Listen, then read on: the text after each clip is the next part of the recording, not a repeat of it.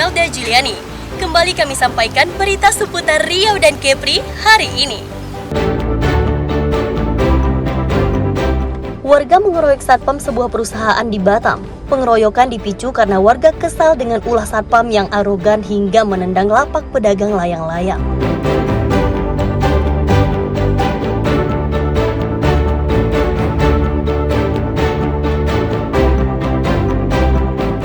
Ratusan pekerja migran Indonesia atau PMI ilegal dideportasi pemerintah Malaysia. Para PMI tiba di Pelabuhan Internasional Dumai menggunakan kapal cepat.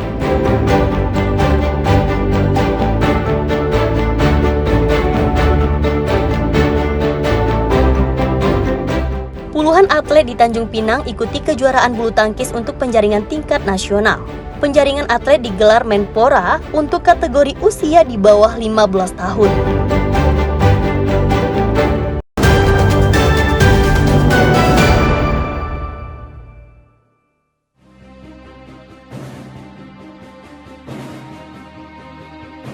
Ratusan pekerja migran Indonesia atau PMI ilegal yang dideportasi pemerintah Malaysia tiba di Pelabuhan Internasional Dumai Riau.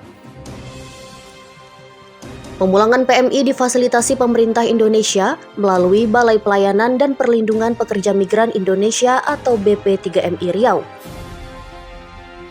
Jumlah PMI yang dipulangkan kali ini sebanyak 131 orang. Mereka bekerja di Malaysia di berbagai sektor seperti pedagang, asisten rumah tangga, hingga buruh di perusahaan. Para PMI dideportasi karena bekerja di Malaysia tidak sesuai prosedural dan tidak memiliki kelengkapan dokumen. Sebelum dipulangkan, mereka sudah menjalani hukuman dari pemerintah Malaysia. Para PMI kemudian dilakukan pendataan dan pemeriksaan kesehatan oleh instansi terkait. Kembali Kementerian Perlindungan Pekerja Migran Indonesia melalui BP3MI Riau dan dibantu dan difasilitasi oleh P4MI Dumai itu melakukan fasilitasi pemulangan terhadap 131 pekerja migran yang bermasalah yang dideportasi dari Malaysia. Dari 131 tersebut, itu 2 diantaranya dari tempat singgah ada di KJRI Johor Bahru. Total hampir semuanya alhamdulillah sehat, tapi di dalam 131 ada 16 yang dinyatakan rentan, tapi berdasarkan pemeriksaan KKP dan asesmen semua masih dalam kondisi baik, artinya masih tidak membentuk perlakuan khusus untuk kita bisa fasilitasi lanjutan. Permasalahan utama tetap dialami oleh mereka, kenapa mereka akhirnya deportasi, karena masalah administrasi dokumen ketenagakerjaan. Rata-rata mereka overstay, rata-rata bekerja tanpa dokumen, dan lain sebagainya. Selanjutnya mereka akan dipulangkan ke daerah asal yang tersebar di beberapa provinsi di Indonesia. Tim Liputan melaporkan dari Dumai Riau.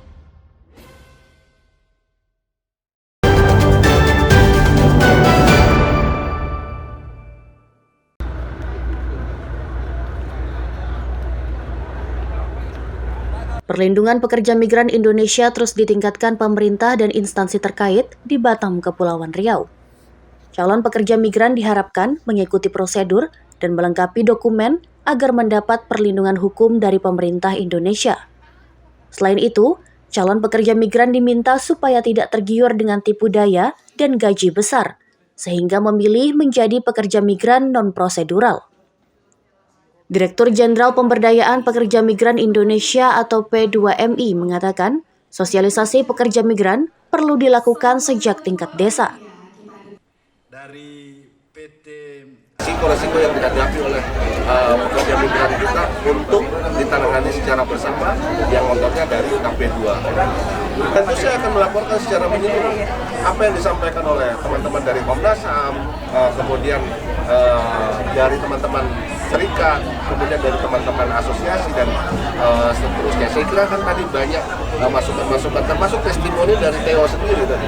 Gitu, apa risiko-risiko yang dia hadapi, keluarga yang ditinggalkan, alat kerja yang tidak memadai, kemudian ketika dia berada di kapal putus komunikasi, tentunya akan menjadi konsentrasi pemerintah dan akan dibawa ke eskalasi ke multi stakeholder lain.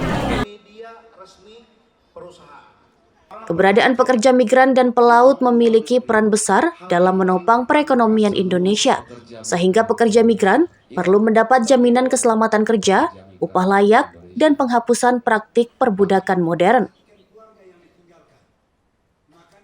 Ini penting sekali karena pelaut dan para migran itu punya peran penting.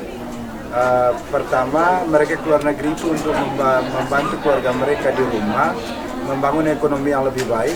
Kemudian untuk para pelaut, itu karena memang tanpa pelaut perekonomian dunia tidak akan berjalan, dan tanpa perikanan pasti banyak negara akan mengalami kelaparan. Karena peran mereka begitu besar, maka diperlukan dialog bersama untuk mendapatkan kebijakan yang baik untuk perlindungan hak mereka. Ketua Umum Serikat Buruh Migran Indonesia atau SBMI mengatakan, komitmen bersama menjadi kunci untuk memperbaiki kondisi pekerja migran. Karena hingga saat ini, masih banyak pekerja migran yang belum mendapatkan akses perlindungan. Bagaimana sih kerja di atas kapal itu, khususnya di kapal perikanan? Adalah kita harus bersinergi bersama-sama dalam membangun tata kelola penempatan pekerja migran Indonesia yang dari hulu sampai ke hilir. Seperti tadi yang disampaikan teman-teman dari Taiwan bahwa sampai hari ini itu masih banyak pekerja migran kita yang terjerat dengan biaya mahal. Kemudian juga terjerat pada overcharging. Kemudian juga masih banyak teman-teman kita yang bekerja di sektor perikanan itu kemudian tidak mendapatkan gaji yang begitu cukup. Ini menjadi salah satu yang kita benahi.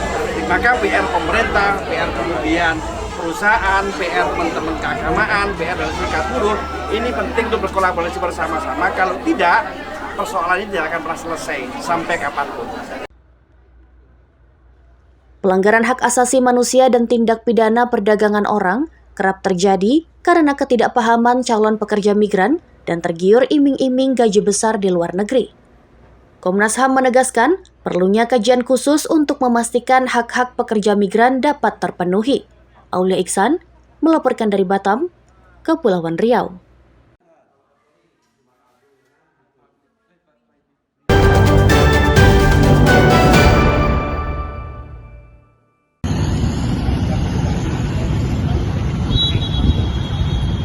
Truk bertonnase besar dilarang melintas di pusat kota di Pekanbaru Riau. Kebijakan pelarangan dilakukan untuk mengurangi kemacetan arus dan menekan angka kecelakaan di jalan protokol di pusat kota. Guna mencegah agar truk tidak masuk kota, petugas Dinas Perhubungan disiagakan di sejumlah titik. Salah satunya di Simpang Garuda Sakti. Petugas Dinas Perhubungan disiagakan dalam 3 shift, yakni pagi, siang, dan sore. Di titik inilah truk dengan ukuran besar sering melanggar peraturan hingga mengancam pengendara lain seperti pengendara sepeda motor. Keberadaan truk dengan tonase lebih juga sering membuat kemacetan lalu lintas. Truk diminta melintas di jalan lingkar dari arah Jalan Garuda Sakti menuju Jalan Kubang Raya. Truk kerap melintas masuk kota karena jarak tempuh lebih singkat hingga memangkas waktu perjalanan. Kepala Bidang Angkutan Dinas Perhubungan Kota Pekanbaru mengatakan pihak dinas menerjunkan 15 anggota untuk melakukan penjagaan di kawasan tersebut. Kami dari Dinas Perhubungan Kota Pekanbaru Bidang Angkutan hari ini mempertegas dan mempersiapkan memastikan mobil dan truk yang lebih dari tonase untuk masuk dalam kota. Jadi kali ini kami pemantapan akan kami tindak semuanya sesuai dengan aturan yang diminta oleh Kota Pekanbaru. Dan katanya mobil yang di atas 8 ton tidak boleh masuk dalam Kota Pekanbaru. Insya Allah sampai hari ini dari Simpang Garuda Sakti kami katakan nihil untuk masuk dalam Kota Pekanbaru. Penjagaan juga dilakukan di sejumlah titik lain hingga dipastikan tidak ada lagi truk yang melintas masuk kota. Truk yang kedapatan menerobos masuk kota akan diberi sanksi tilang. Ahmadi Sonan Wahyu Falateha melaporkan dari Pekanbaru, Riau.